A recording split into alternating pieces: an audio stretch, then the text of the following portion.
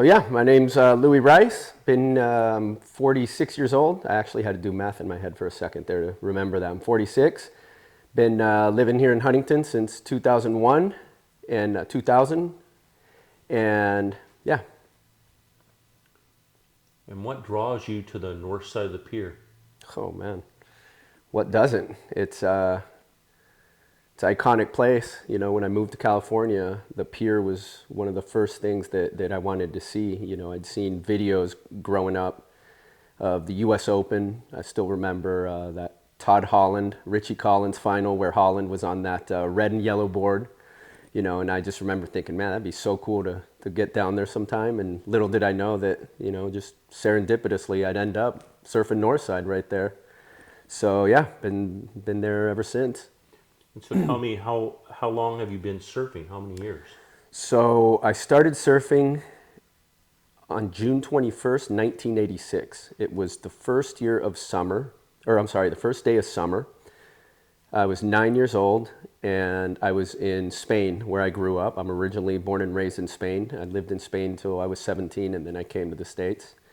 I spent 4 years in Florida, and then I came to California in 98. But anyways, going back to Spain, my uncle Jorfi, who was retired military, both my dad and one of my uncles are American guys that ended up in Spain, married local girls, one being my mom, one being my auntie, my godmother, Palmi. And I was in Spain for a long time, and Uncle Jorfi used to surf back in the 60s. You know, he's from Cocoa Beach, Florida, and when he moved to Spain, he was one of the first guys to ever surf some of those spots. So he got me into surfing. We actually didn't have surfboards. We had windsurf boards. We'd take the top off windsurf boards, you know, and they're probably 23 inches wide, you know, 10 feet long, and probably about 5 inches thick. And he used to push me into little waves, and I still remember that day. He pushed me into a little one. He screamed, "Turn, turn, turn!" And I went left, and it was probably a 4 or 5 second ride, if that, but it felt like the best thing ever. And since then, it was like hooked. So that's amazing that you talked about that. What's your favorite board now? What is your equipment like? Oh man, I tend to ride kind of unconventional boards. My favorite's a Revo that I have, a Tomo Revo. I call it my refrigerator door because it looks like a refrigerator door. It's 5'5", 20 inches, and 2.5 thick, so it's about 30 liters. I ride anything from, you know, that to my Chumley. My Chumley's a 5'3", 20 inches, and my Groveler, all the way to, you know, 6'1", 6'2" on the decent days that we get here, south side or north side. And then I have a 8.0 that I actually finally got the dust off this last big swell that we had in January over at outside Cloud Break in Seal Beach. So that was kind of cool. But generally speaking, my Revo is my go-to. My refrigerator door is my go-to everyday Schrauper. Nice. Now, when you surf around the north side, who are some of your favorite people that you like to watch surf or talk with? Or Oh man. What maybe some of the people that you like look up to? I'm not sure. Yeah, well, you know, my two legends and icons that I'm most drawn to are Bobby Nishi and Rich Payne, because when I first moved here, I remember being on Northside, second level, and you know, I'd heard about localism and how hardcore and gnarly some of the Northside locals were. So I was kind of in the middle, minding my own business. I parked my little Buick that I had, station wagon, and I was just kind of observing all the locals and, you know, trying to see who was doing what and who the heavies were. And Rich Payne and Bobby Nishi were there, and, you know, they kind of looked over and said hello, and, you know, they kind of waved me over, and I started talking to them, and they were kind of my first contacts here. So once I got to know them, you know, it was cool because once we were in the water, I felt a lot more comfortable. I started surfing probably 9th Street, and then as I got a little more comfortable, you know, being a local and getting to know some of the people, I got closer and closer and closer to the pier. But I'd say that Nishi and Rich Payne were probably the two that allowed me to feel, you know, a little more comfortable. Official greeters of the North Side. Absolutely. Crew. Aloha, you know, to the max. Nice. You know. Yeah, and then of course we're lucky that we get to see world-class surfers on a day-to-day basis. You know, I love watching Simpo out there. Of course, Kanoa when he's in town. But then there's underground, pros that are amazing too. Teddy Shreddy Navarro, Tom Rezi. So, I mean, those guys put on a show too, and it's great because when it gets heavy, I'm in survival mode and those guys are, attacking it. So nothing better than watching those guys when the waves are solid. So the difference between, I guess, praying for your life and laughing. That's right. Is the way that you might think about that. That's right. Tell me about your favorite or maybe your best wave.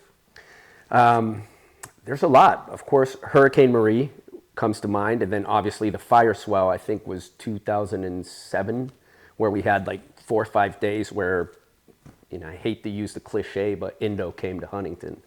I remember just top to bottom, double overhead, perfect lefts from the pier, just as far as you could go. And I remember a friend of mine actually saw it because he was sitting at the top of the stairs at 9th Street, and he said he saw someone get a wave at First Peak on Northside and ride it all the way to 9th Street and then get out of the water and walk up the stairs, and that was me.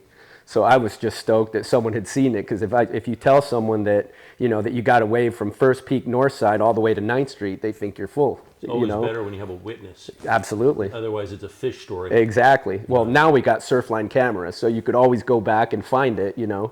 But yeah, that was the Marie and the fire swell. The fire swell especially. That's when my friend saw the one that went from the pier to 9th Street, which is, man, what's that? 300 yards, 400 yards. I mean, it's not an everyday thing that you get a 300-yarder in Huntington. Absolutely. Yeah, usually got to travel to Pavones in Costa Rica, or something like that. Or Cloud Break in Fiji. Yeah, there you go. So maybe tell me what was maybe your scariest moment out there. On a big swell, northwest swell, steep angled. We were surfing south side. We were actually paddling on north side, but then ended up on south side. And it's one of those where, there's maybe 10 to 15 guys out because the waves kind of keep the crowd at bay. And it was one of those days where, the Tom Resvans and the Billy Hopkins of the world were just owning it. Teddy Navarro got a bunch that day. In fact, I think even Kalohe came up from San Clemente that day, and they were absolutely owning it, Meanwhile, I'm out there just trying to survive, and I remember I got a good left, and as I was getting closer to the pier, I actually bailed, and I remember getting pushed under, and I kept getting pushed under and under and under, and eventually you touch the ground and you kind of use it to catapult yourself back up.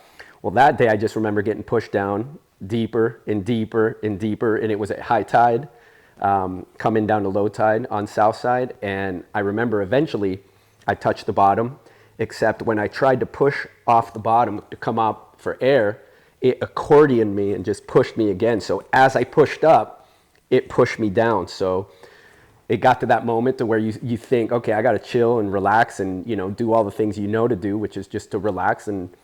But after a while, you start losing your cool, and before you know it, I'm scrambling, and then I finally come up for air, and just enough in time for another wave to break, and I just remember tumbling, getting tossed, doing cartwheels, and of course the pier's right there. The waves are, and the drift is pushing from south to north, so you're already kind of in a precarious situation.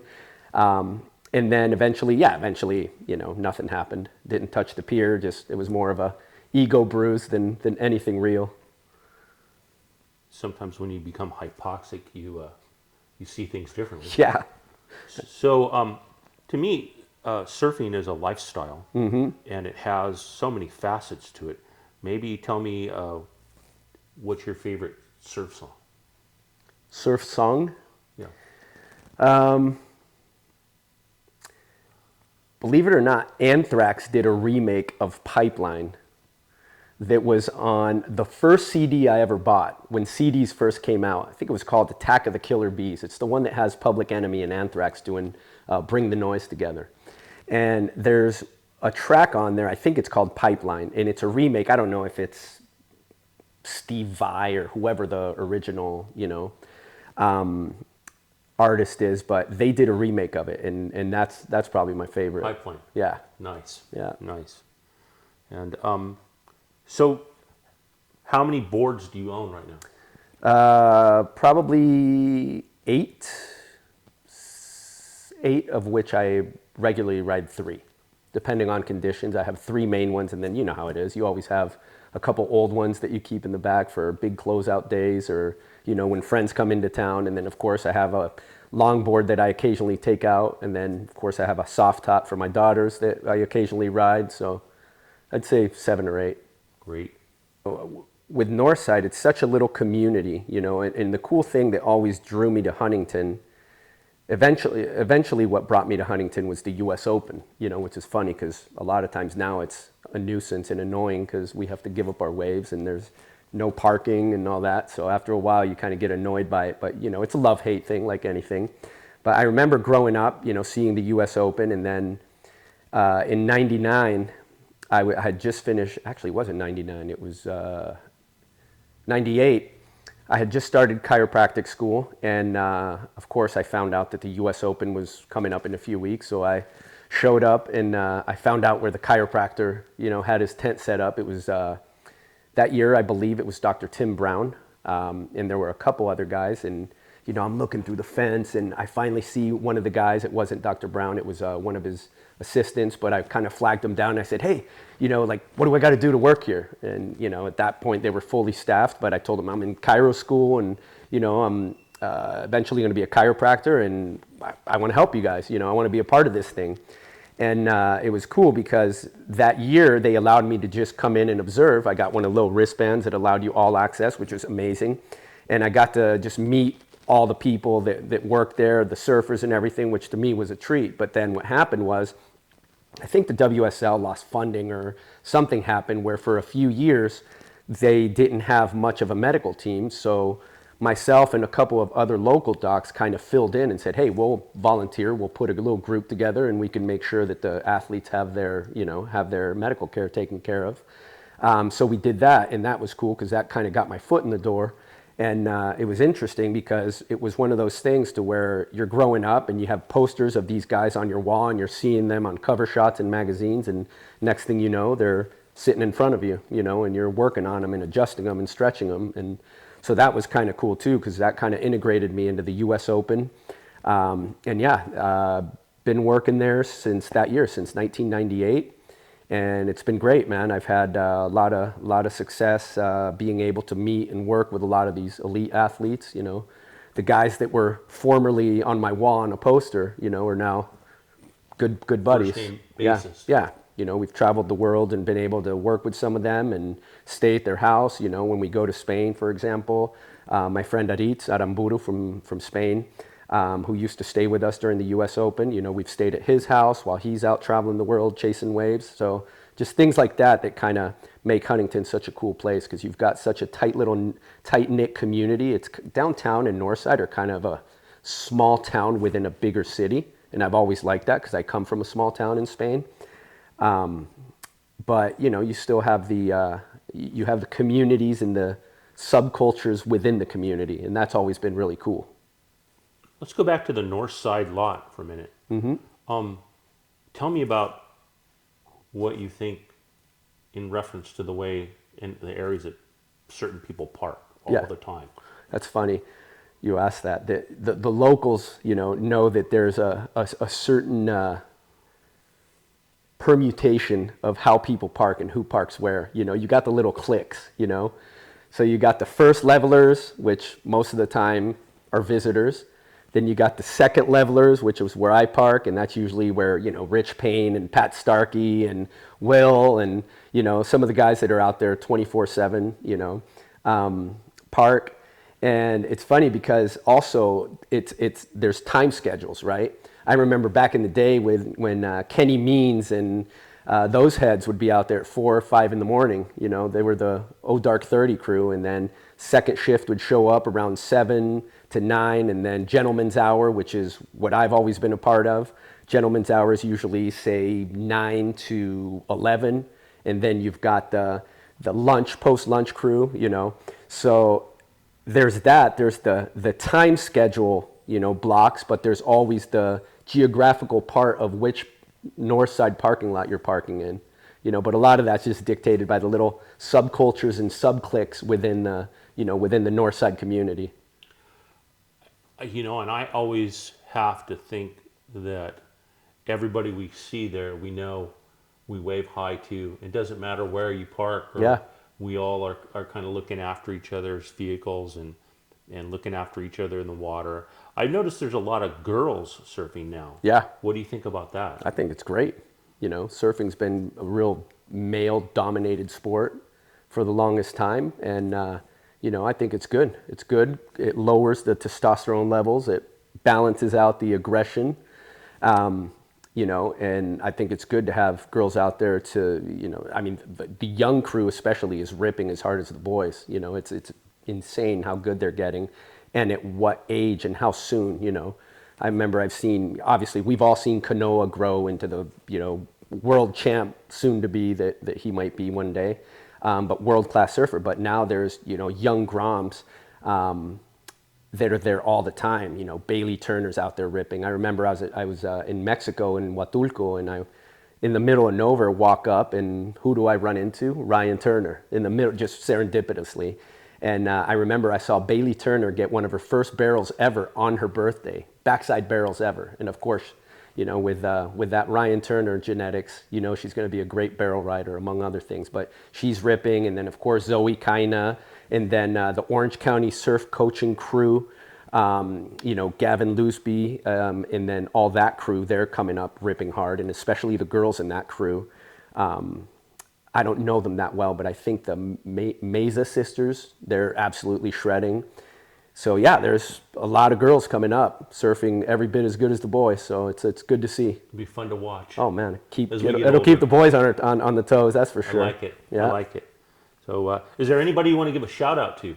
Nah, just everyone, man. Of course, my OCFSL crew. That's another funny story. So my OCFSL crew, it's Orange County Fantasy Surfing League. So, there's fantasy surfing. You can geek out on fantasy surfing like pretty much any other sport. And about 8 years ago, we started a little fantasy surfing league, and it was like the first year, I think it was like 10 or 12 of us, and then the next year it grew to 20 something. And long story short, now we've got 90 guys in the group. It's kind of cool. It started as a fantasy surfing league, but then it morphed and evolved into more of a surf club. So now guys have gone on trips together. Anytime you're going to do a strike mission, hey, it looks good in San Diego this weekend, who wants to go? Boom, you can always find someone to surf with. Or hey, I'm gonna go to Mexico next week, who's down? Or I'm gonna do a trip to Tavaru in a couple months, who wants in? So that's been good. We've done charity events, we've done fundraisers.